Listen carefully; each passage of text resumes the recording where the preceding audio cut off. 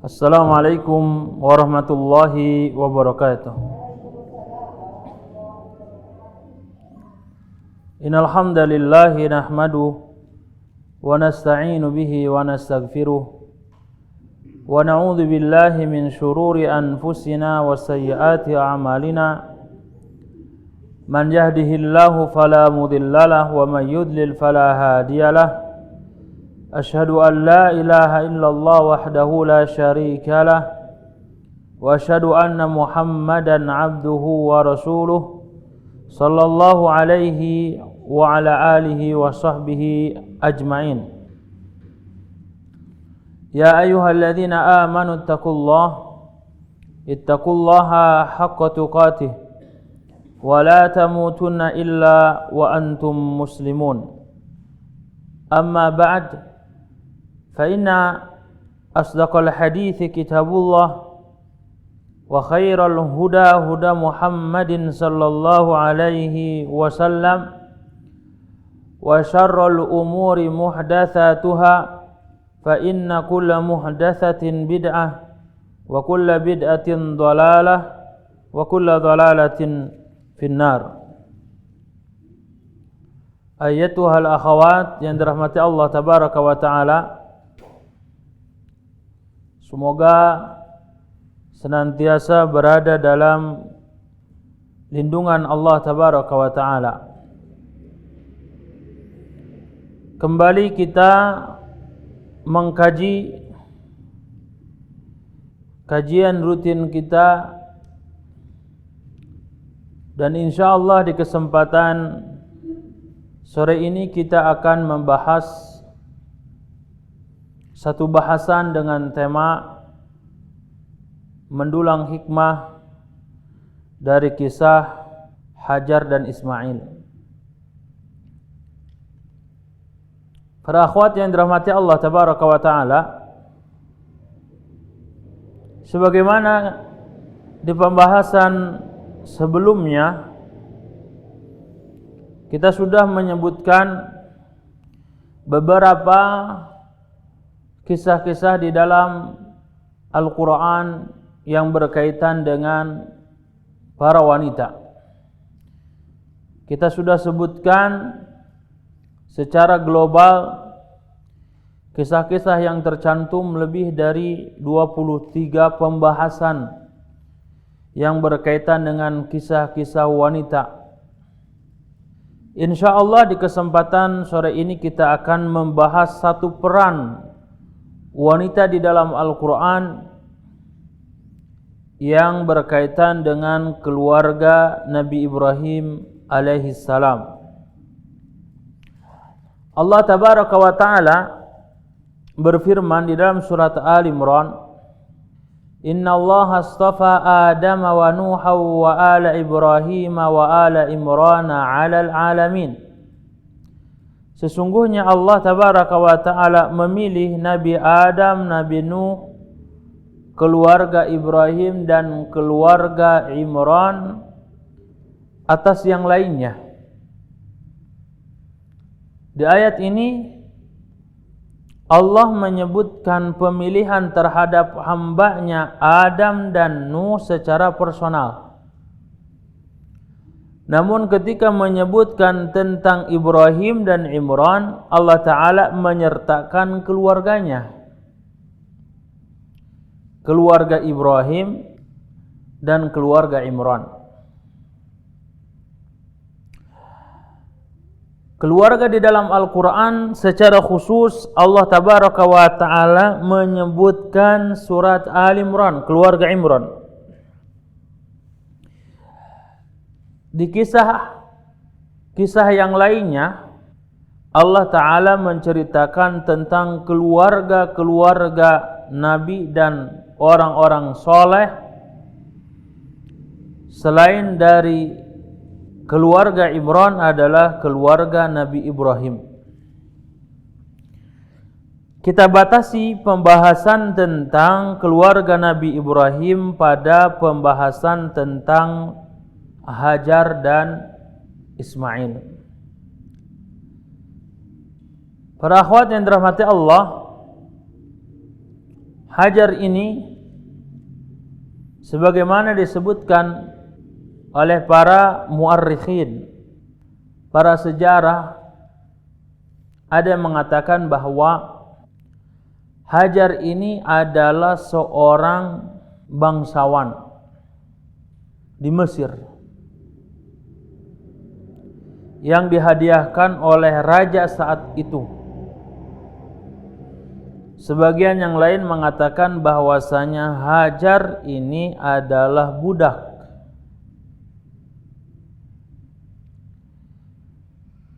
Terlepas dari keduanya mana yang rajih,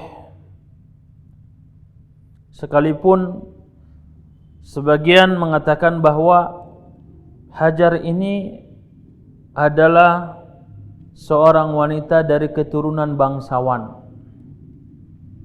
Ketika Nabi Ibrahim dan Sarah sampai di Mesir, singkat cerita bahwa Hajar kemudian dipersunting oleh Nabi Ibrahim alaihissalam.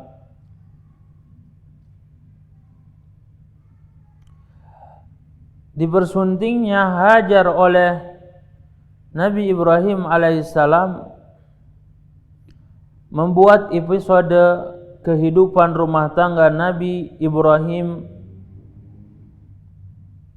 memasuki fase yang kedua.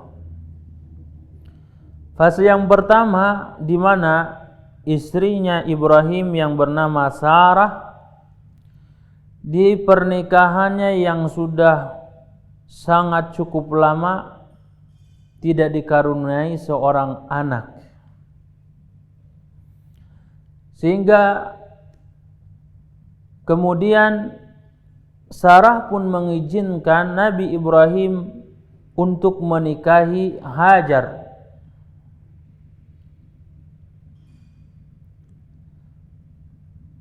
Tidak selang beberapa lama, Hajar ini kemudian terlihat tanda-tanda kehamilannya yang selama ini diinginkan oleh Sarah. Maka muncullah kecemburuan Sarah kepada Hajar.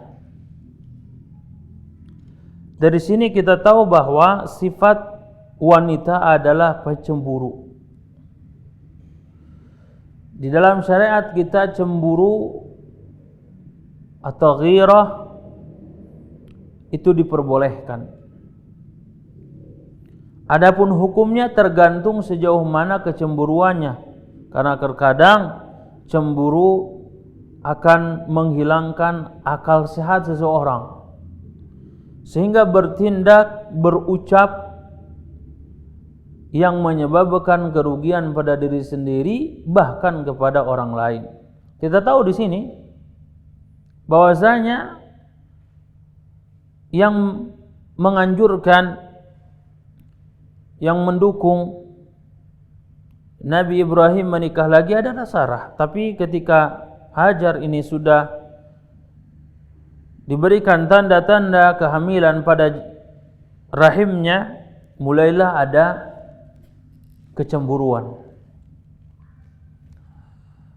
Puncaknya yaitu ketika Hajar melahirkan.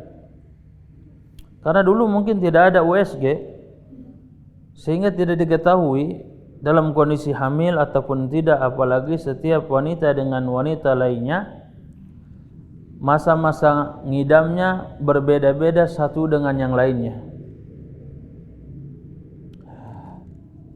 Timbul kemudian kecemburuan Sarah kepada Hajar ini masuk kepada tahap yang kedua, yang sebelumnya dengan kata-kata, sekarang masuk yang kedua dengan tindakan.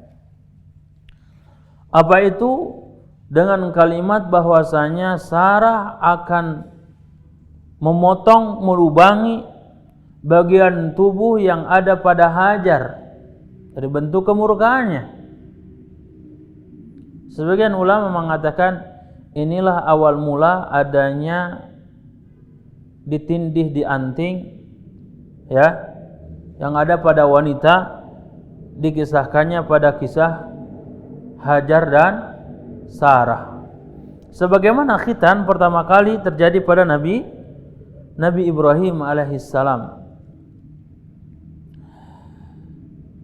Ismail itu lahir, maka suara tangisan anak yang sudah didamba-dambakan oleh Nabi Ibrahim, ya, sejak lama sudah terobati. Sehingga Sarah pun menilai kepada sikap suaminya sudah tidak seperti di awal. Ada rasa di mana seolah-olah Nabi Ibrahim lebih mencintai, ya, Hajar, lebih mencintai madunya dibandingkan dengan dirinya.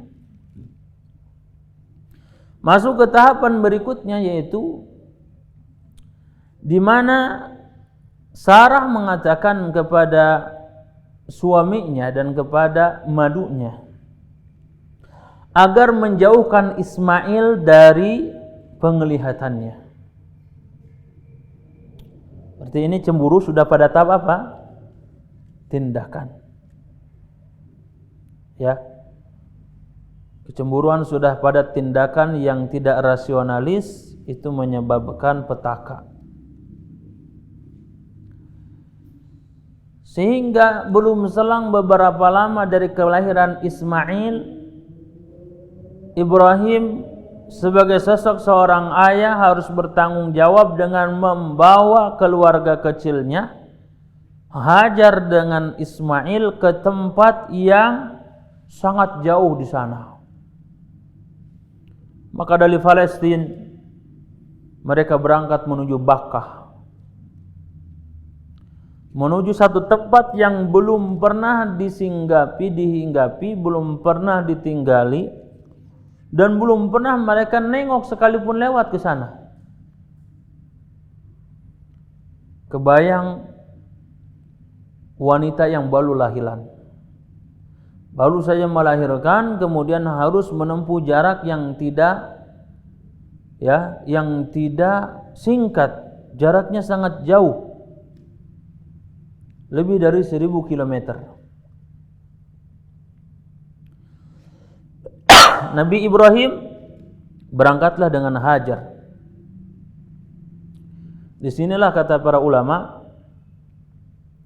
cara menggendong,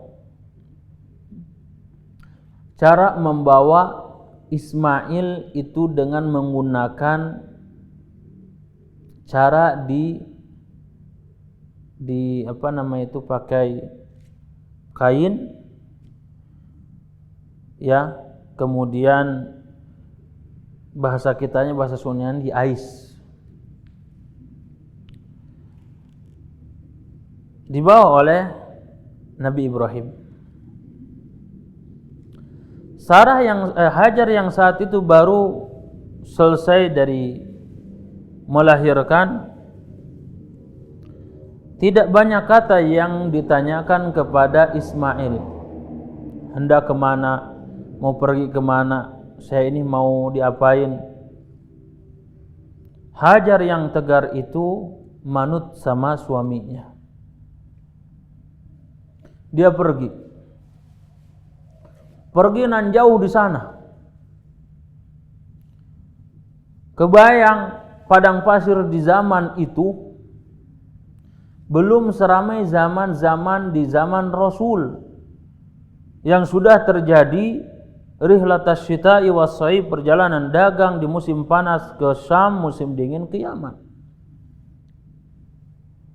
Ya.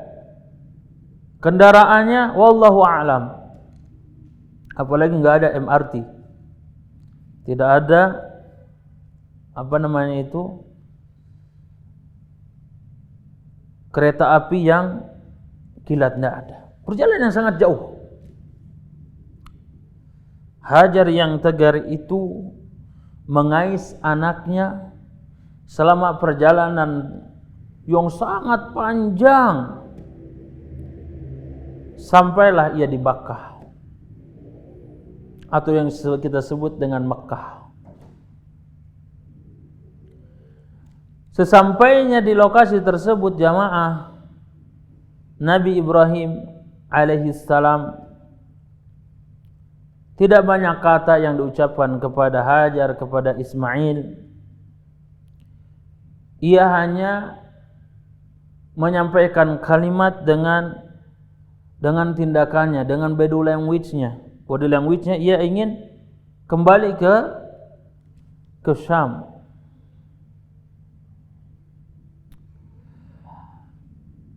Maka tatkala Nabi Ibrahim itu berpaling dan hendak pergi, Hajar yang baru saja sampai di lokasi tersebut dalam kelelahan, dalam keletihan, dalam keterbatasan, kekurangan, tempat yang asing baginya, terlebih bagi anaknya, gersang, tidak ada tumbuh-tumbuhan, tidak ada air, tidak ada makanan, tidak ada perbekalan. Sesampainya itu Hajar dikejutkan dengan tindakan suaminya Ibrahim yang hendak pergi lagi ke Syam.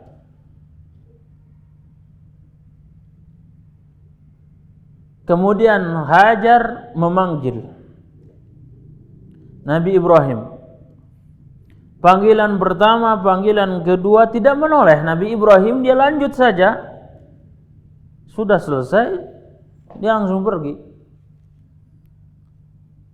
Maka Hajar mengucapkan kalimat Allahu amaraka bihadza. Apakah Allah yang memerintahkan engkau untuk langsung pergi lagi? Maka Hajar mengatakan, maka Ismail menjawab, ya. Lalu Hajar menimpali, kalau begitu karena ini perintah Allah, Allah tidak akan menyia-nyiakan kami. Jamaah yang dirahmati Allah tabaraka wa taala, Nabi Ibrahim kemudian melanjutkan perjalanan. Di tengah perjalanan, ketika Hajar dan Ismail ini masih terlihat, maka di saat itulah Ibrahim kemudian berdoa kepada Allah tabaraka wa taala, Rabbana inni askantu min dzurriyyati ya Rabb, sesungguhnya aku tinggalkan sebagian dari keturunanku biwadin ghairi dzi zar'in, itu di tempat yang tidak ada tumbuh-tumbuhan, tapi satu keistimewaannya, inda baitikal muharram, di samping rumahmu. Rabbana liyuqimus salata, ya Allah jadikan mereka ini adalah orang-orang yang mendirikan salat. Lalu apa meminta? Warzuqhum minas samarat, dan karuniakan mereka ini ya adalah orang-orang yang diberikan rizki. Faj'al af'idatan minan nasi tahwi ilaihim, dan jadikan tempat ini suatu saat nanti menjadi tempat yang seluruh orang condong ingin datang ke situ. Warzuqhum minas samarat, dan karuniakanlah rizki-rizki yang engkau berikan. Di sini Nabi Ibrahim berdoa kepada Allah, yang pertama memohon bahwa sebagian di antara keturunannya itu tinggal di situ. Itu Hajar dan Ismail. Yang kedua, Nabi Ibrahim menyampaikan kepada Allah, ya Rabb, aku tinggalkan di antara keturunanku ini adalah di satu tempat yang tidak ada tumbuh-tumbuhan, tidak ada kehidupan, tapi keistimewaannya adalah inda baitikal muharram, di sisi tempat atau di rumahmu. Ini batu bata kehidupan dari Baitullah itu akan disusun oleh Nabi Ibrahim. Lalu Nabi Ibrahim mengatakan, karena memang tempat ini tandus, tidak ada kehidupan, tidak ada masyarakat di sana. Faj'al af'idatan nasi tahwi ilaihim, maka jadikan setiap hati orang-orang condong untuk mengunjungi tempat tersebut. Dan yang terakhir, warzuqhum minas tsamarat, berikanlah rizki dari buah-buahan dan lain sebagainya. Jamaah, kalau kita baca dan dapati apa yang didoakan Nabi Ibrahim itu sampai. Dan mungkin ketika saat berdoa Nabi Ibrahim tidak mendapatkan pengabulannya saat itu. Yang pertama, tempat itu adalah menjadi tempat apa? Tempat yang disebut dengan Makkah Mukarramah. Yang kedua, dari keturunannya adalah setelah Ismail itu akan lahir siapa? Nabi Muhammad sallallahu alaihi wasallam. Yang ketiga, setiap orang condong. Maka sekarang semua orang itu condong ingin melaksanakan ibadah. Yang keempat, itu tempat yang tandus, tidak ada kehidupan itu. Warzuqhum minats tsamarat, maka Nabi Ibrahim minta kepada Allah agar dihadirkan beragam buah-buahan. Kalau ke Mekah pengen apa sih? Buah-buahan itu ada semuanya. Petai ada. Jengkol ada. Kebunnya di mana? Enggak ada kebun. Menunjukkan dahsyatnya doa. Tidak mesti terkabul saat itu dia ketika berdoa, saat itu dia hidup, bahkan dampak dari doa itu akan dirasakan oleh keturunan-keturunannya. Jamaah yang rahmati Allah tabaraka wa taala, kita lanjutkan kepada kalimat yang diucapkan oleh Hajar, bahwasanya ketika mengatakan Allahu amaraka bihadza, apakah Allah yang memerintahkan engkau untuk kembali lagi? Maka kata Nabi Ibrahim, bala, ya. Maka Hajar mengatakan, kalau begitu idzan la yudayyi'an Allah tidak akan menyanyiakan kita. Dari sini para akhwat yang dirahmati Allah tabaraka wa taala, bahwa sifat karakter wanita muslimah yang disebutkan dalam kisah ini, di balik kelemahan seorang wanita ada sifat ketegaran. Kalau sifat tadi yang berkaitan dengan cemburu adalah sifat jibilli, kekhasan bagi wanita, maka sikap tegar pada wanita ada kadratnya, ada sumbernya, hanya saja ini akhlak muktasabah yang harus dicari, yang harus diusahakan. Apa itu? Tegar. Karakter wanita itu tegar. Tegar ketika ditinggal suami karena bekerja, tegar karena ditinggal suami melaksanakan tugas, meninggal dan lain sebagainya. Lihat dari sikap Hajar alaihissalam. Tidak mengeluh, tidak memberatkan suami ketika ditinggal.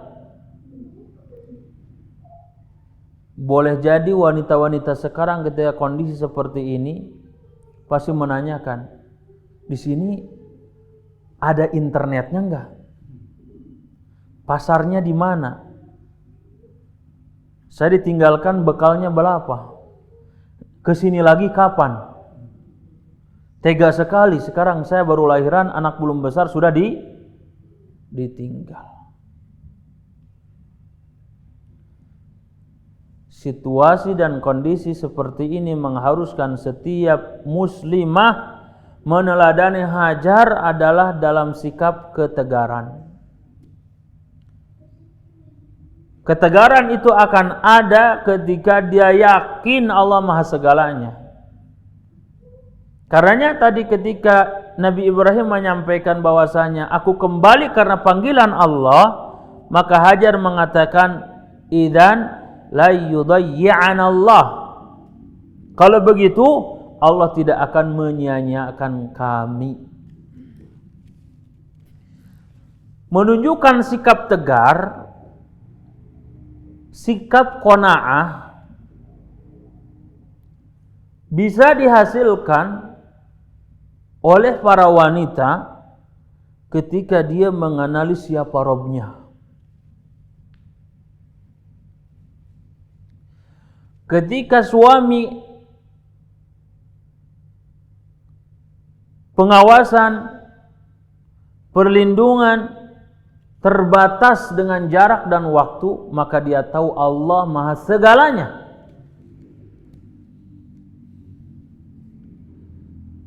Kalau sudah pada tahap ini, rasa-rasanya berat.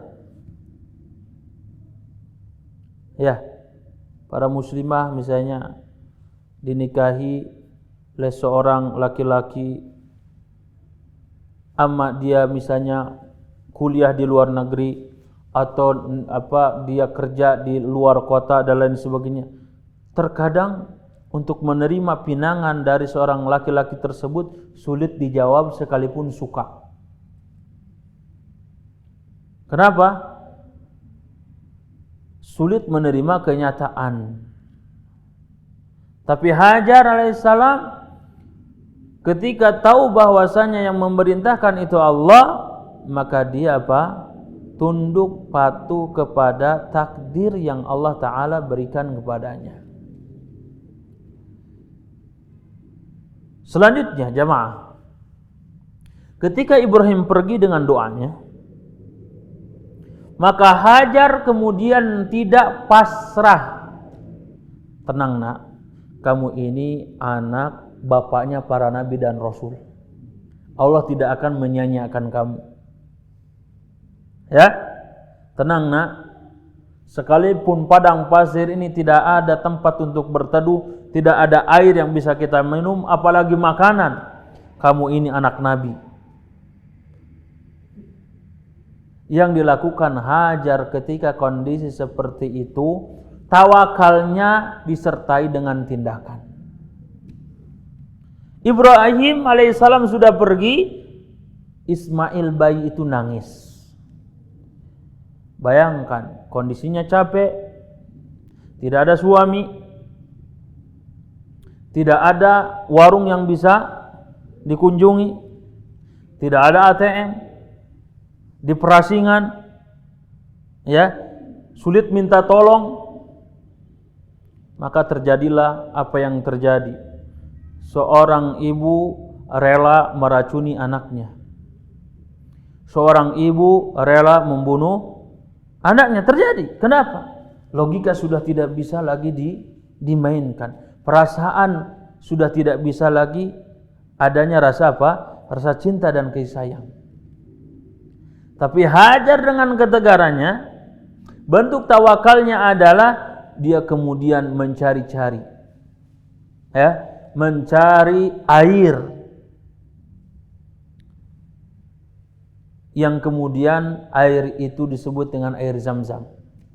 Tempat pencarian itu kemudian dinamakan dengan Safa wal Marwah.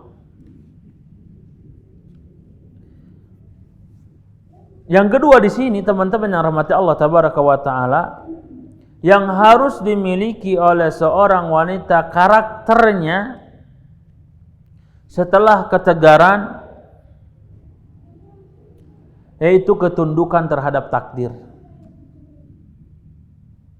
Ketundukan terhadap takdir ini akan memberikan power, kekuatan pada dirinya sehingga muncul setelahnya sikap karakter tawakal. Tawakal yang dimaksud adalah tawakal yang bersandar kepada Allah disertai dengan keyakinan dan mengambil sebab-sebab yang disyariatkan. Sudah tawakal ada pada Hajar, sudahlah nak, mudah-mudahan ada keajaiban dari atas, air turun. Enggak gitu. Tapi apa yang dilakukan Hajar yang selanjutnya setelah tawakal? Bekerja. Dia jalan, dia lari dari satu tempat ke tempat yang lainnya dalam kondisi Ismail nangis. Disertai dengan apa di sini? Tawakal itu disertai dengan usaha.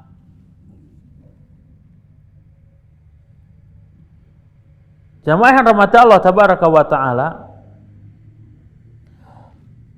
ketika Hajar lulus dalam kondisi kesulitan itu dan Ismail pun sudah beranjak dewasa, sebagian ulama menyatakan bahwasanya saat itu Nabi Ismail kecil sudah pada usia tamyiz. Usia 6, 7, 5 sampai 7 tahun. Baru kemudian Nabi Ibrahim datang. Sang ayah apa? Datang. Kedatangan seorang ayah yang sudah menaun tidak datang membuat sang istri Hajar menumpahkan rasa kangennya.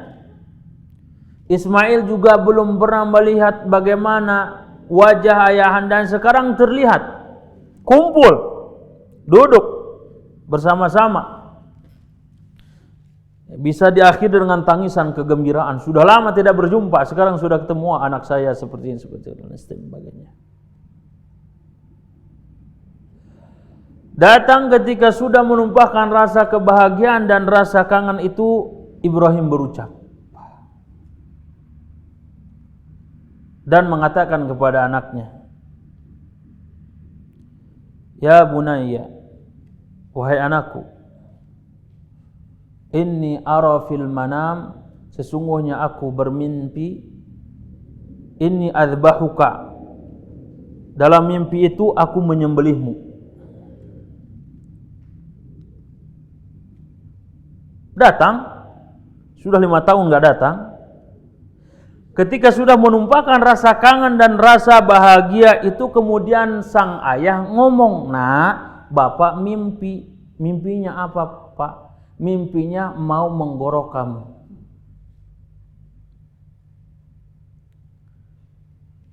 Kita bahas realitanya, anak. Ketika terjadi ini kepada anak-anak yang ada di sekitar lingkungan kita, sang istri akan mengatakan, "Sudah mah jarang kesini, jarang datang, jarang ngasih nafkah, gak pernah ngurus anak, giliran datang ketemu suruh apa? Anaknya dibunuh, anaknya disembelih. Kamu suami apaan, Mas?" Dan kalimat-kalimat, alasan-alasan yang lainnya yang dilontarkan kepada suami. Sang anak pun akan mengucapkan hal yang sama. "Halo Pak, iya, ini bapak atau siapa? Ini bapak kamu, tapi kok tega-teganya? Baru 2 kali ketemu, yang keduanya bapak tega itu menyembelih saya." Betul nggak? Disinilah kita akan lihat bagaimana Hajar mampu mendidik anaknya di tengah keterbatasan tidak ada suami. Apa yang dilontarkan oleh Ismail kecil dari mulutnya yang mungil? Ia mengatakan, "Ya abati fa'al ma tu'mar." Wahai ayahandaku, lakukan apa yang ia perintahkan. Satajiduni insyaallah minas sabirin. Dan engkau akan mendapati kami termasuk orang-orang yang sabar. Pertanyaannya sampai sini, ini intri poinnya kita. Gak usah terlalu panjang-panjang, ini intri poinnya. Dari mana Ismail mendapatkan kalimat ya abatif al-ma tu'mar, lakukan apa yang diperintahkan kepadamu, engkau akan mendapati kami termasuk orang-orang yang sabar. Pertanyaannya, siapa yang mendidiknya? Dia bukan didikan wanita karir, bukan. Dia bukan didikan wanita-wanita sosialita, bukan. Dia bukan didikan seorang wanita yang kesehariannya mengeluh dan menumpahkan curhatannya di media sosial. Ia adalah Hajar yang mana kehidupannya penuh dengan ketegaran. Di balik kekurangan suami dalam mendidik anaknya, ia mampu mendidik seorang Ismail kecil yang memiliki karakter iman yang sangat kuat. Dan itu ada lahir dari sosok seorang ibu yang memiliki ketegaran, yang memiliki keyakinan, yang memiliki keimanan, tawakal, dan penuh perjuangan. Ini yang kemudian hilang dari karakter wanita sekarang. Baru sampai pada casingnya, di mana berhijab, bercadar, dan lain sebagainya. Kita harus menaiki langkah yang kedua, tahapan yang kedua, bahwa seiring perubahan pada karakter pakaian, juga karakter keimanan pada hati. Dan ini tidak bisa ditemukan kecuali dengan senantiasa belajar, mengkaji, mempelajari, dan mengaplikasikan. Anak yang kecil itu, Masya Allah, jamaah yang rahmati Allah tabaraka wa ta'ala, kalau bukan dari didikan seorang ibu yang memiliki perhatian yang sangat besar terhadap masa depan anaknya, maka sulit kita mendapati sosok Hajar berikutnya.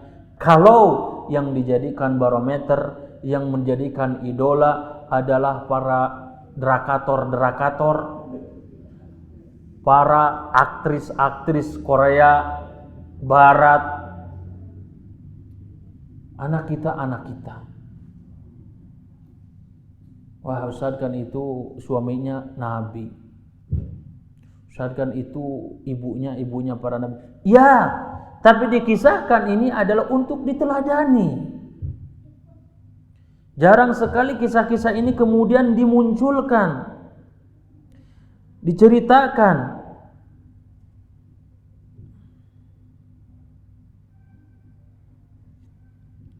Ya, kenapa? Karena sudah pergeseran zaman. Karena itu kajian yang singkat ini, jamaah yang dirahmati Allah tabaraka wa ta'ala, ingin kita mengambil faidah-faidah dari mendulang hikmah dari kisahnya Hajar. Yang pertama yang bisa kita ambil dari kisah yang ada pada keluarga Nabi Ibrahim alaihissalam adalah nikmatnya kehidupan. Kita diciptakan bukan menjadi binatang, bukan menjadi pohon, menjadi seorang manusia. Yang kedua, nikmatnya berada di atas agama yang fitrah. Karena itu setiap pagi, petang, kita terutama pagi, Rasul menganjurkan kita untuk membaca asbahna ala fitratil Islam wa ala kalimatil ikhlas wa ala dini nabiyina Muhammadin sallallahu alaihi wasallam wa ala millati abina Ibrahim hanifa wa ma kana minal musyrikin. Kita diberikan nafas kehidupan berada pada agama yang fitrah. Yang ketiga, bahwasanya seluruh roda kehidupan kita ada yang mengatur, ada yang mengendalikan, yaitu Allah tabaraka wa ta'ala. Maka manusia tidak akan ada yang mampu keluar dari takdir Allah. Yang ada adalah perpindahan dari satu takdir ke takdir yang berikutnya, yang mana dari keimanan kepada takdir itu, jamaah yang dirahmati Allah, akan membuahkan cita rasa keimanan bahwa apa yang Allah takdirkan itu semuanya baik. Kenapa ya suami saya kok gini ya? Ya kenapa juga dulu mau akad sama dia? Ya, kenapa ya saya tidak menjadi orang Arab? Setidaknya wajah saya lebih cantik dan lebih mancung. Ini sudah ada takdir dari Allah Tabaraka wa Ta'ala. Maka kita apa? Harus imani. Dan seluruh takdir yang Allah berikan kepada kita adalah apa? Kebaikan. Yang keempat, dari kisah Hajar alaihissalam, ibunda dari Nabi Ismail alaihissalam, kita belajar yang pertama pada sosok Hajar, yaitu taat kepada suami. Taat kepada suami sebagaimana Rasul sallallahu alaihi wasallam sampaikan, la ta'ata li makhluqin fi ma'siyatil khaliq. Tidak ada ketaatan kepada suami, kepada makhluk, ya, ketika itu maksiat kepada sang khaliq. Artinya selama suami memerintahkan kepada yang ma'ruf, maka hendaknya seorang istri untuk tunduk dan patuh. Kenapa? Karena surganya bagi seorang istri ada pada suaminya. Beda dengan suami, ya, letak surga dan nerakanya ada pada orang tuanya.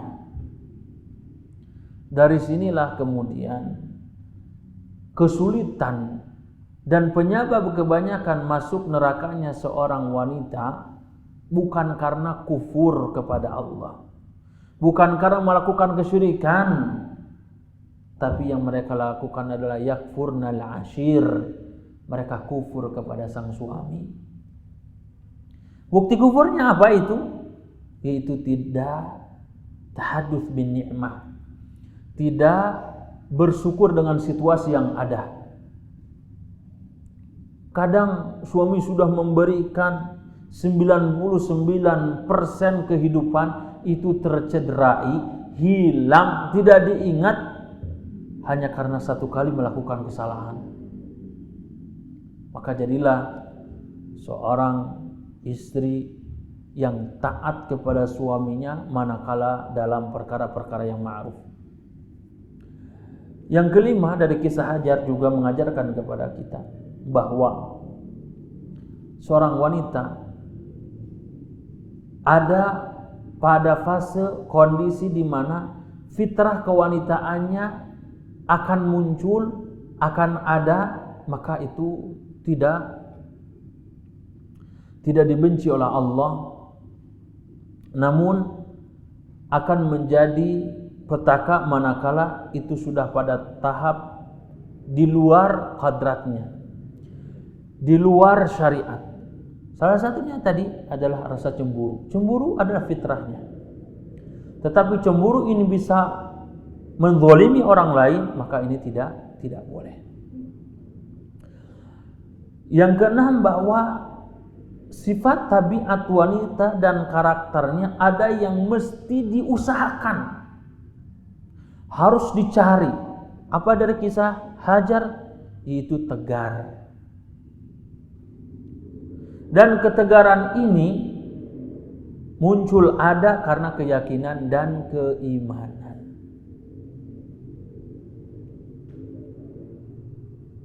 Dia harus senantiasa berada pada posisi di mana seluruh takdir yang Allah berikan adalah baik, sehingga tidak mengeluh dengan kondisi. Saya ditinggal, seorang istri yang ditinggal oleh suami, saya dicerai, saya kondisinya ada. Ini adalah semua realita kehidupan kita. Tapi yakinilah bahwasanya apa yang dikatakan oleh Hajar ketika ditinggal Ibrahim adalah Allah tidak akan menyia-nyiakan hamba-hambanya yang beriman. Orang yang kita kasih akan datang dan pergi, tapi kasih sayang Allah senantiasa ada, melekat dan senantiasa mengawasi dan melindungi. Yang ketujuh, teman-teman, karakter kita sifat kita akan terwarisi ya kepada siapa? Kepada keturunan kita. Karena Rasul dalam hadis disebutkan dalam hadis yang dhaif, fa innal irqa dassas. Karena gen itu akan berpengaruh terhadap keturunannya. Wajar Ismail mengucapkan kata-kata yang dahsyat karena lahir dari rahim seorang ibu yang tegar seperti Hajar. Karena itu carilah karakter-karakter pada wanita ini yang nanti bisa berdampak pendidikannya kepada anak-anak. Yang kedelapan, seorang wanita mampu membesarkan, mampu mendidik di tengah keterbatasan tidak adanya suami.